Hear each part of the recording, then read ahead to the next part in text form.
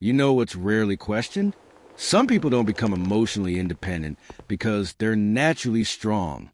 They become emotionally independent because at some point, depending on someone else felt unsafe. And that difference changes everything. There's a quiet line between choosing independence and building it as protection. Most people never notice that line. But once you see it, you start recognizing it in yourself. And that's when things become interesting. Emotional self-sufficiency rarely begins as a personality trait. It begins as adaptation. When someone grows up in an environment where emotional support is inconsistent, the nervous system starts making calculations, not consciously but biologically. If comfort isn't predictable, reliance decreases. If vulnerability isn't always welcomed, expression shrinks. If reassurance feels temporary, dependency starts to feel risky. Over time, self-regulation becomes more than a skill. It becomes identity. And identity is powerful because once you believe, I handle things alone, your brain will constantly look for evidence to reinforce that belief. Even in situations where support is actually available, there's a psychological concept called internal locus of control. It describes people who feel safer placing emotional investment in what they can influence directly. When your stability depends on yourself, unpredictability feels reduced. And unpredictability is often what created the need for autonomy in the first place. So emotionally autonomous individuals build strong internal systems. They analyze instead of react. They process privately before speaking. They anticipate outcomes. They rehearse difficult conversations long before they happen. They prepare for endings before beginnings fully settle. Not because they expect disaster, but because being unprepared once was enough. Preparedness feels calm. Hope can feel dangerous. Here's something subtle. Emotionally self-sufficient people often feel deeply, sometimes even more deeply than others. But depth without containment once felt overwhelming. So they learn regulation early. They don't explode outwardly. They don't collapse publicly. They don't easily unravel in front of others. If they fall apart, they do it internally, quietly, and then they rebuild before anyone notices. From the outside, it looks like strength. From the inside, it's constant self-management. And there's something else happening beneath that constant self-management. When you become the person who always holds it together, people start expecting you to keep holding it together. They rely on your calm. They come to you for stability. They assume you're fine because you rarely show cracks.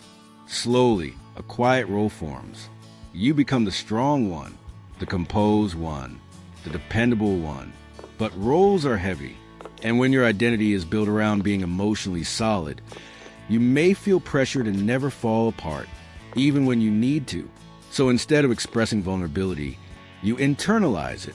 Instead of asking for support, you reinforce self-reliance.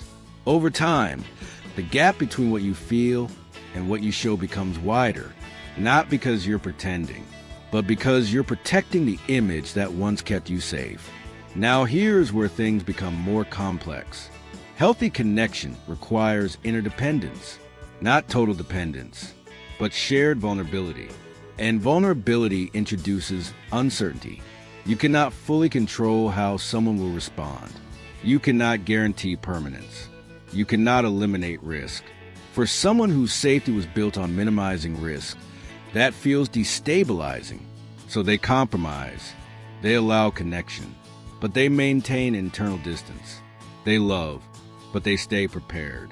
They care, but they keep a psychological exit unlocked. Not because they want to leave, but because feeling trapped emotionally feels unbearable. Independence can absolutely be power, but it can also become armor. Armor protects you from impact. It absorbs shock. It prevents visible damage. But armor also limits contact. If you never allow yourself to lean on someone, you never experience the depth of trust that forms when two people share weight. When you've been self-reliant long enough, support can feel unfamiliar. Reassurance may feel unnecessary. Depending on someone might even feel destabilizing.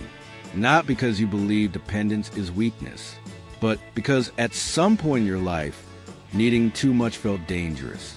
So strength becomes identity. And once strength becomes identity, lowering your guard can feel like losing yourself. There's also a subtle psychological cost to constant self-sufficiency.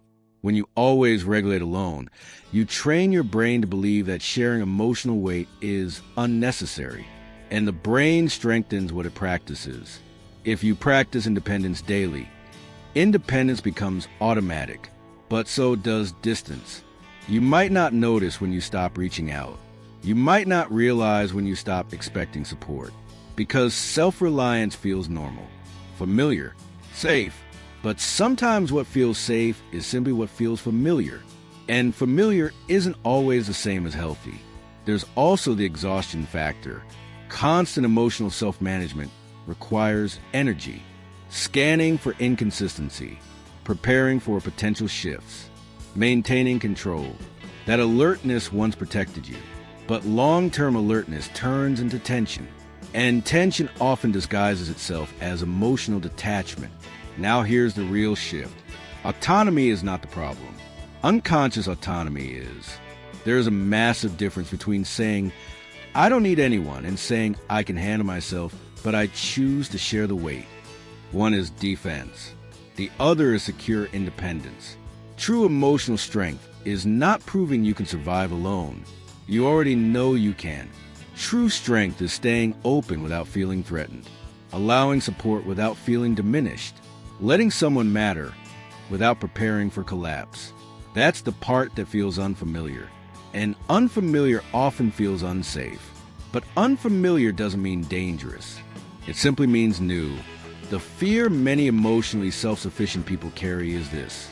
If I let myself depend on someone, I'll lose control. But connection doesn't require losing control. It requires flexibility. You can remain autonomous and still accept support. You can stay strong and still ask for reassurance. You can regulate yourself and still allow comfort. The shift is subtle. It's moving from protection to choice, from automatic defense to conscious openness, from bracing for impact to evaluating reality. Emotional self-sufficiency is not a flaw. It's intelligence shaped by experience. It kept you stable. It helped you survive unpredictability. It gave you control when control felt scarce. But growth begins when survival strategies are examined, not just repeated. You don't have to abandon your strength. You just have to decide whether it's protecting you or limiting you. If this resonated with you, take a moment to like the video. It helps silent psychology reach people who think deeply but move quietly through the world. And if you want more psychological breakdowns about the patterns most people never question, subscribe, because there's always more happening beneath the surface.